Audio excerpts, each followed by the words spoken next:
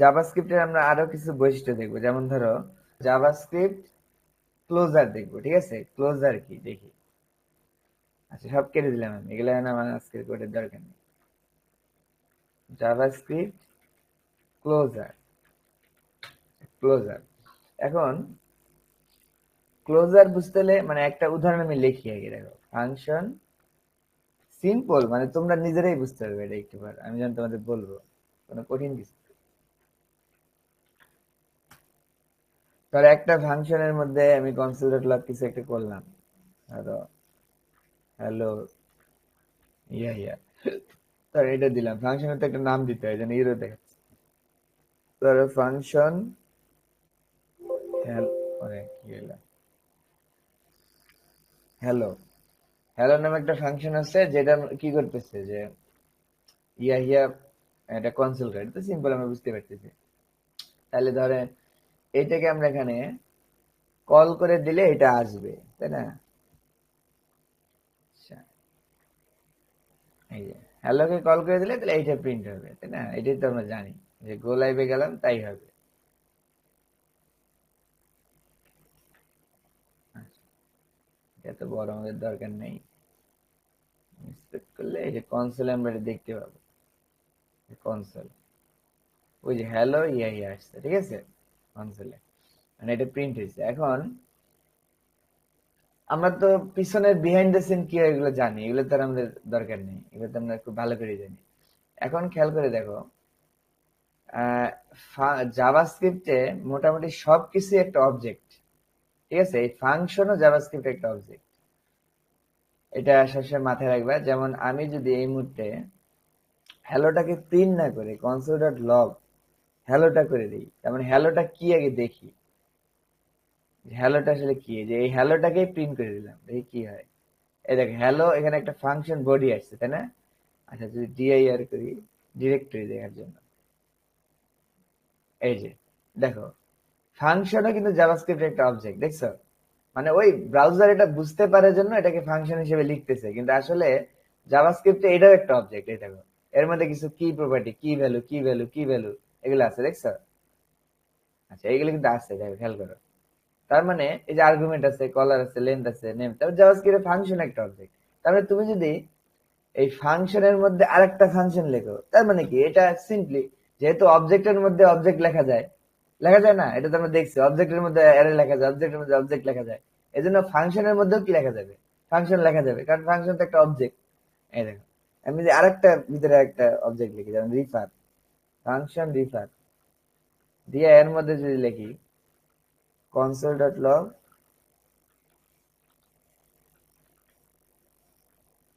Hello রিফার। আচ্ছা, একটা ফাংশনের মধ্যে আরেকটা ফাংশন, এটা কিন্তু এখনো কল করি নাই, মানে রিফারটাকে এখনো কল করি নাই, ধরো কোথাও কিন্তু কল করা নাই, তার মানে জাস্ট কথা আছে আর কি। জাভাস্ক্রিপ্ট এটা অ্যাটলিস্ট মনে রাখবে নাকি, যে ভিতরে একটা কিছু দিছি, এটা তো মনে রাখবে, এমন তো না যে ফেলে দিবে। এখন আমার কথা হচ্ছে, দেখি বা না দেখি এটা ব্যাপার না, এটা ওর কাছে সেভ করা আছে। তার মানে এখন তাহলে ফাংশনের মধ্যে ফাংশন লেখা যায়। এখন ধরো তুমি কোনো কারণে একটা কাজ করলা, সেটা কি, এইটাকে রিটার্ন করে দিলা। রিটার্নের কাজকে এটা কি বলছিলাম রিফাত, রিটার্ন কি করে বলি নাই মনে? রিটার্ন হচ্ছে কোনো কিছুকে এক্সিকিউট করে না, ঠিক আছে, মানে কোনো কিছু এক্সিকিউট না করে এটাকে ফেরত দিয়ে দেয়। ধরো ফাংশন হ্যালো, এখন এইটা তো এইটা যদি আমি এক্সিকিউট করে দিই, এখানে যেখানে এক্সিকিউট করে দিই, তাহলে কি হয়ে যাবে, ভিতরে যেটা আছে এটা এক্সিকিউট হয়ে যাবে, কনসোল ডট লগ হ্যালো ইয়া হয়ে যাবে, ঠিক আছে। আচ্ছা, এটা তো হয়েই গেল, কিন্তু ধরো কিছু একটা আমরা করলাম, ধরো এখানে এই যে ধরো একটা এর মধ্যে ভেরিয়েবল লিখছিলাম, var a ইকুয়াল টু 10, এটা ধরো লিখছিলাম। এখন আমরা এ কে প্রিন্ট করতে চাই না, আমরা চাই রিটার্ন করতে। রিটার্ন করার অর্থ হচ্ছে রিটার্ন এ দিয়ে দিই। তার মানে এই ফাংশনটা যখন এক্সিকিউট হবে, তখন এই ফাংশনটা কি করবে, কোন একটা মান আউটপুট দেখাবে না, তবে এই মানটাকে ফেরত দিয়ে দিবে। এই যে যে যে কল করতেছে তার কাছে ফেরত দিয়ে দিবে, একে ফেরত দিয়ে দিবে, মানে যে রিটার্ন এ 10, একে 10 দিয়ে দিবে। ঠিক আছে, দেখো এটা কিন্তু এক্সিকিউট হয় নাই, দেখো এই সেভ, আমি আবার সেভ দিয়ে দেখতেছি, আবার সেভ, এই যে রিলোড হলো, কিন্তু দেখো এটা কিন্তু এক্সিকিউট হয় না, মানে এ কিন্তু আমরা দেখতে পাচ্ছি না।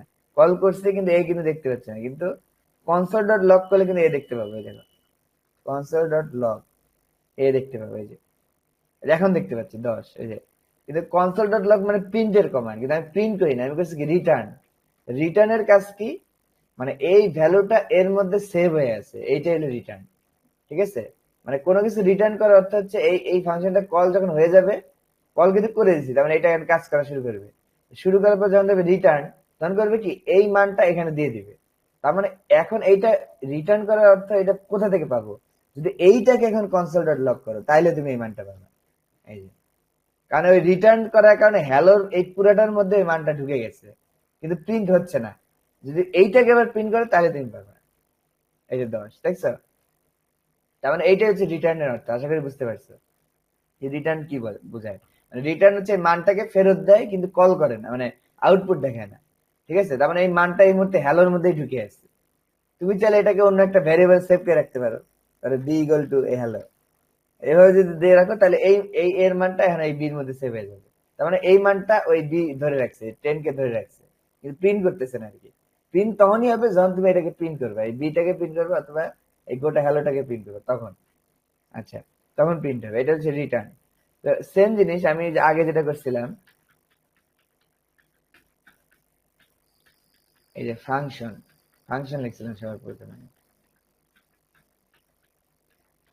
এই যে এখন এই ফাংশনটাকে যদি আমি রিটার্ন করে দিই, খেয়াল করো, এই ফাংশন এই রিফাতকে রিটার্ন করে দিলাম, তাহলে যখন আমি হ্যালোটাকে এক্সিকিউট করে দেবো তখন কি হবে, কি মনে হচ্ছে, কি হবে? সেম জিনিসটা আগের মেকানিজমে হবে। কনসোল ডট লগ যেহেতু এক্সিকিউট কমান্ড, তাহলে এটা কমান্ড, এটা প্রিন্ট হয়ে যাবে যে হ্যালো ইয়ে হয়ে গেল।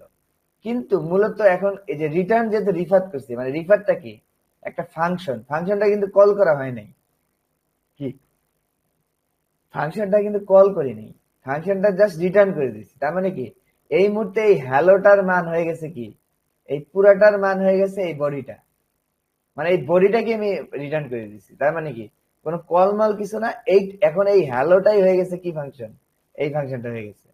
আর যদি এটা আমরা দেখতে যাই, এটা যদি কনসোল লক করি, এইটাকে শুধুমাত্র শুধুমাত্র হ্যালোটাকে এখন কনসোল লক করি, তাহলে দেখতে পাবো যে এইটা এখন এই রিফার, এই দেখো যে রিফার, দেখছো এই যে বডিটা, ফাংশনের যে বডিটা, দেখছো, মানে এই বডিটাই এখন এর মধ্যে আছে। তাহলে সেম জিনিস, যেহেতু এটা আমি রিটার্ন করে দিচ্ছি, তার মানে এটাকে আমি আর একটা ভেরিয়েবল স্টোর করতে পারি। এটাকে যেহেতু আমি রিটার্ন করে দিচ্ছি, তার মানে আমি ভার, ধরো এটা রিফাত নামে একটা নামের মধ্যেই সেভ করে গেলাম, ধরো ওটাও রিফাত, সমস্যা নেই। এইটা, তাহলে এই ফাংশনটা কল করব, এটা কল, ওই যে করতেছি, এই যে কল করে দিলাম। তাহলে এইটা যখন কল করলাম তাহলে কি হলো, এ এটাকে প্রিন্ট করে দিল, এই যে দেওয়ার কথা দিয়ে দিচ্ছে। তারপর এইটা এই ফাংশনটাকে রিটার্ন করে দিচ্ছে, তার মানে এর মধ্যে এখন এই ফাংশনটা আছে। তার মানে এটাকে আমি আবার রিফাতের মধ্যে বললাম, তার মানে এখন রিফাত তাহলে এখন কি বলতো, ওই রিফাতই তাহলে এই ফাংশনটা। ঠিক আছে, তাহলে আমি এখন কি রিফাতকে কল করতে পারবো, সিম্পল হিসাব, রিফাতকে কল করতে পারবো। এই যে তাহলে আসবে হ্যালো রিফাত, এই যে প্রথমটা আসতেছে এখান থেকে, যে এটা এক্সিকিউট করার কারণে এটা এটা হয়ে গেল। আর দ্বিতীয়টা আসতেছে কোথা থেকে, এইটা যেহেতু রিটার্ন করে দিছে, তার মানে এই মানটা এখন এর মধ্যে এটার সাথে এটা অ্যাসাইন করে দিলাম, তাহলে রিফাতই এখন ওই ফাংশনটা।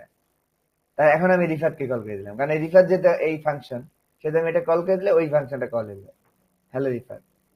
আচ্ছা, এইটা এতক্ষণ পর্যন্ত সবই বুঝলাম, মানে এটা তো অ্যাসাইনমেন্ট করলাম আর কিছু না, আর রিটার্ন কি এটা বুঝলাম, এই দুইটা জিনিস বুঝলাম এতক্ষণ। কিন্তু যদি এমন হয়, ধরো এইখানে একটা ভেরিয়েবল লিখছি, ধরো var a ইকুয়াল টু 10, এটা জানি, এটা আমরা, এটা শুধু ফাংশনের ভিতরে কাজ করবে, বাইরে কাজ করবে না। আর কনসোল ডট লগ এ করলাম, রিফাত প্লাস এ, ধরো এখানে একটা ফাঁকা দিচ্ছি, দিয়ে এ দিলাম 10, ধরো রিফাত এজ, রিফাত এজ ধরো 10 বছর রিফাতের। এই যে তাহলে এখন এই যে রিফাত এজ 10 দেখাচ্ছে, দেখছো, মানে এটাকে প্রিন্ট করলাম। তাহলে দেখো আমি এই এটা 10 না দিয়ে ওই এটা দিয়ে দিচ্ছি, যে উপরে যে ভেরিয়েবলটা আছে, তাহলে এই যে, এই যে তাহলে রিফাত এজ হলো 10।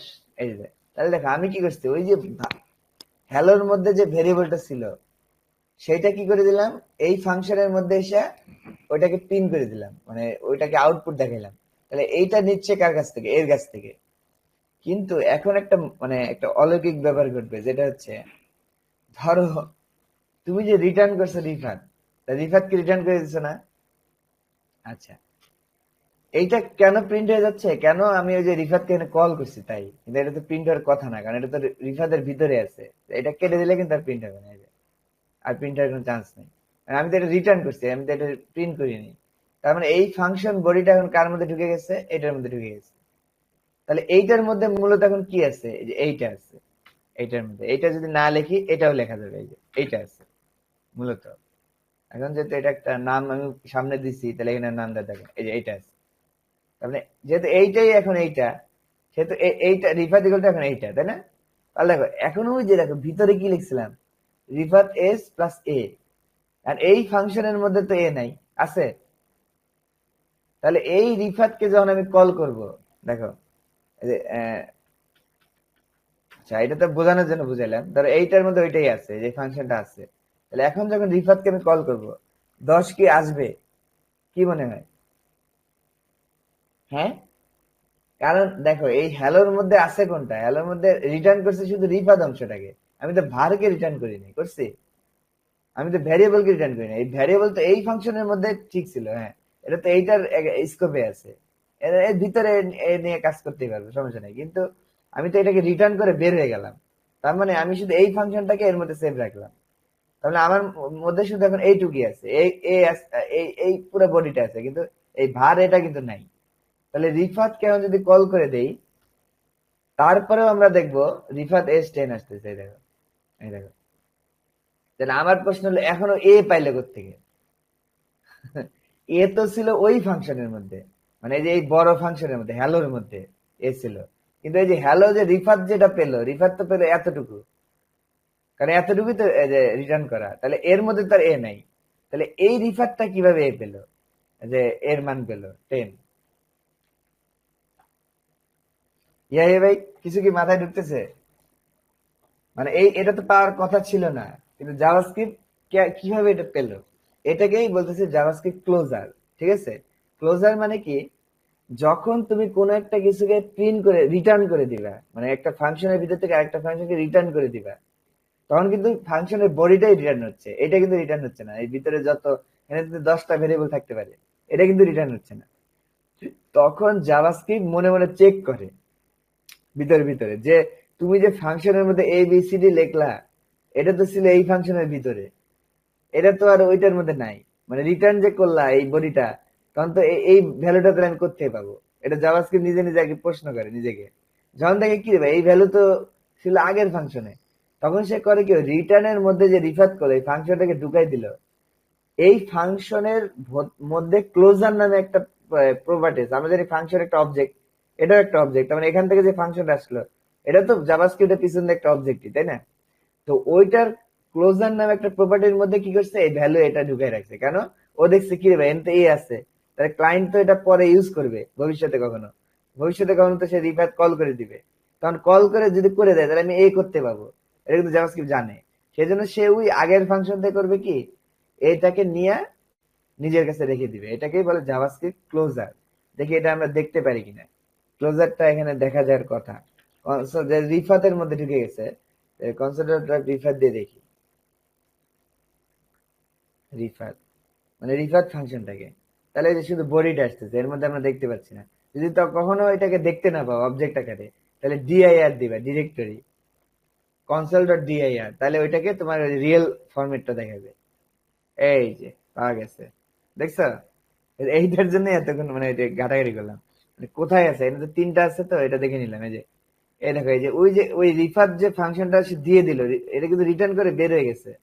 তার মানে জাভাস্ক্রিপ্ট কিন্তু এইটাকে তোমার কখনো যে কাজে লাগবে, এটা জাভাস্ক্রিপ্ট চেক করে যে তুমি যে এটা রিটার্ন করলে এর মধ্যে তো এ আছে ভেরিয়েবল, কিন্তু এ নতুন যে ফাংশনটা এর মধ্যে, এখানে যে তুমি রিফাত যখন ভবিষ্যতে কল করবা, তখন এ করতে পাবা। জাভাস্ক্রিপ্ট এই কথা চিন্তা করে এই নতুন ফাংশনের ওই পুরান ভেরিয়েবলটাকে নতুন ফাংশনের ক্লোজারের মধ্যে ঢুকে দেয়, যে ক্লোজার দেখা যাচ্ছে এ ইকুয়াল টু 10 লেখা আছে।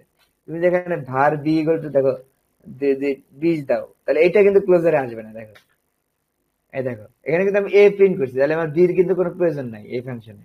কিন্তু দেখো এই নতুন ফাংশনে তাহলে এখন কি, তাহলে বিটা কি আসবে? মনে হয় না। এটা বি নেই, আসেনি। মানে জাভাস্ক্রিপ্ট দেখতেছি তোমার শুধু লাগবে এ, এই জন্য সে এটাকে মনে রাখছে, ক্লোজারের মধ্যে ঢুকে দিচ্ছে, যাতে তুমি এটা কি করতে পারো, ইউজ করতে পারো, মানে এই ফাংশনটা কল করে যাতে কাজ করে। কিন্তু বি কিন্তু নাই। কিন্তু আমি যদি এখানে বি ইউজ করতাম তাহলে কিন্তু আসতো। দেখো বি ইউজ করলাম, এই যে এখন দেখো এই বিটাকেও সে জাভাস্ক্রিপ্ট ভরে দিল ক্লোজারের মধ্যে। দেখো এই যে এই দেখো ক্লোজার A10 B20 ভরে দিচ্ছে, কারণ আমাকে বি এখন লাগতেছে। আচ্ছা এটা কি বোঝা গেছে রিফাত? হ্যাঁ, ক্লোজারটা কি, মানে জি যখন ভাই, কোন একটা কিছু, মোটামুটি।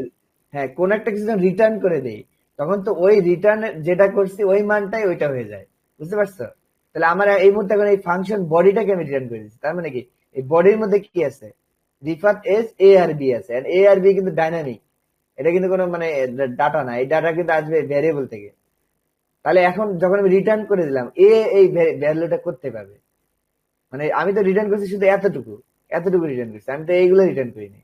জাভাস্ক্রিপ্ট ওটা দেখে, জাজ করে, সে আমাদের লাইফটাকে ইজি করে দিচ্ছে। সে দেখে যে তুমি যে ভিতরে এ আর বি ছিল ওটা তো ভবিষ্যতে কখনো ইউজ করবা, মানে তুমি যে এটা ভরে রাখলা এর মধ্যে রিফাত, পরে তো একসময় কল করবা, তাহলে ওটা তুমি কোথায় পাবা? তখন এই জন্য করে কি, ও চেক করে দেয় কোনটা কোনটা লাগবে তোমার, ওই দুইটাকে ক্লোজারের মধ্যে ভরে দেয়, যে স্কোপস এর ক্লোজার একটা প্রপার্টি আছে এর মধ্যে ভরে দেয়, যাতে আমরা ভবিষ্যতে রিফাতকে কল করলেও কি পাই, এ আর বি এর মানটা পাই। ঠিক আছে, এইটা হলো বিষয়, এটা কেবল জাভাস্ক্রিপ্ট ক্লোজার, এটা জাভাস্ক্রিপ্ট, এটা বাই ডিফল্ট নেচার, এটা মনে রাখবা।